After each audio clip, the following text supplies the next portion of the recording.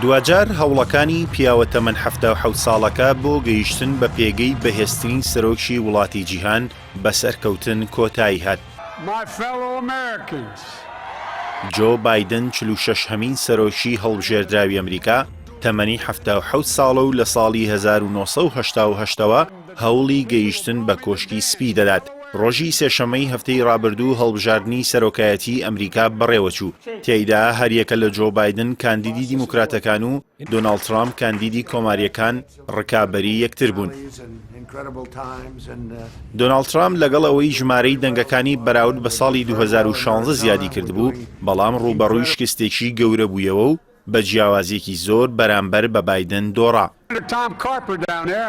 جۆ بایدن لە ساڵی 1942 لە ویلایەتی پەنسیلڤانیا لەدایک بووە و لە تەمەنی 10 ساڵیدا لەگەڵ خێزانەکەی بۆ دەستکەوتنی کارێکی باشتر ڕوویان لە ویلایەتی دلاوێر کردووە، تا ئێستاش لەوێ نیشتەجێن.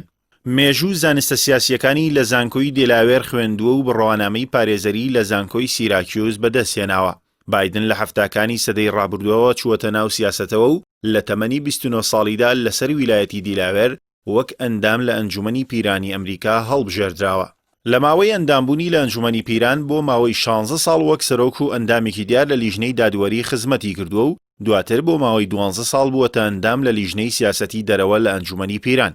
جۆ بایدن بۆ یەکەم جار لە ساڵی 1988 بۆ هەڵبژاردنی سەرۆکایەتی ئەمریکا خۆی کاندید کرد، بەڵام لەسەر دۆسیەی وتارێکی دەستی لە کاندیدبوون بۆ ئەو پۆستە کێشایەوە.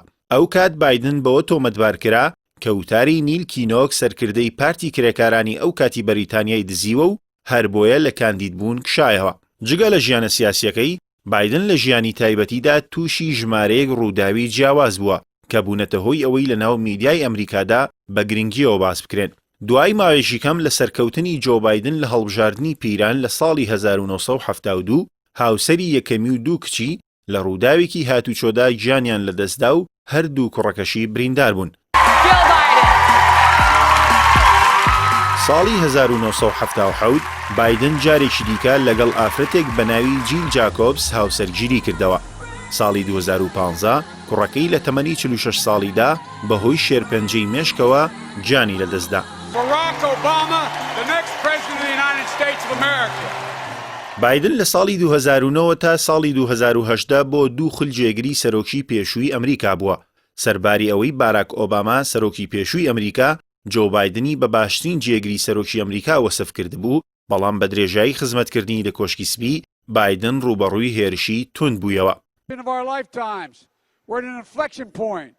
بیستی ئابی ڕابردوو بایدن ڕەزامەندی دیموکراتەکانی بۆ کاندیدی هەڵبژاردنی سەرۆکایەتی ئەمریکا وەرگرت، ئەویش سیناتۆر کامالا هاریسی بۆ جێگری خۆی هەڵبژارد. کامالا هاریس بووە یەکەم ئافرەتی بەڕەگەز ئەفریقی کە ببێت بە جێگری سەرۆکی ئەمریکا، ئەوەش بۆ یەکەم جارە لە مێژووی ئەمریکادا ڕوو دەدات. هاریس ساڵی 1964 لە شاری ئۆکلاند لەدایک بووە، دایشی پەنابەرێکی هیندیە و باوشی خەڵکی جامایکایە. ساڵی 2010 بۆ پۆستی داواکاری گشتی کالیفۆرنیا هەڵبژێردراوە، بەوەش بووەتە یەکەم ڕەشپێست و یەکەم ئافرەت لە مێژووی ئەو ویلایەتەدا ئەو پۆستە وەربگرێت. ساڵی 2016 لە میانی هەڵبژاردنی سەرۆکایەتیدا لەسەر بازنەی کالیفۆرنیا چوە کۆنگرێس و بۆ یەکەمین سیناتۆری بەڕەگەز ئاسیایی باشوور و دووەم سیناتۆری ڕەشپێست. لە هەڵبژاردنی سەرۆکایەتی 2020دا هاریس بۆ پاڵێوراوی کاندیدی دیموکراتەکان و لە هەڵبژاردنە سەرەتاییەکاندا شکستی هێنا، بەڵام کاتێک بایدن بۆ کاندیدی پارتی دیموکراتەکان یەکلابووەوە، هاریسی وەک جێگری خۆی دیاری کرد. جۆ بایدنی تەمەن 78 ساڵان کە بە تەمەنترین سەرۆکی مێژووی ئەمریکا دادەنرێت، ئەگەر بۆ خولی دووەمی سەرۆکایەتی کاندید نەکرێتەوە، ئەوا لە ئێستاوە ناوی هاریس بەهێزترین کاندیدە بۆ هەڵبژاردنە سەرۆکایەتیەکەی ساڵی 2024 ئەمریکا. بە پێی یاسا کارپێکراوەکانی ئەمریکا، بایدن و هاریس لە 20 کانونی دووەمی ساڵی 2021 لە ڕێوڕەسمێکدا سوێندی یاسایی دەخۆن و دەسەڵات بە فەرمی وەردەگرن.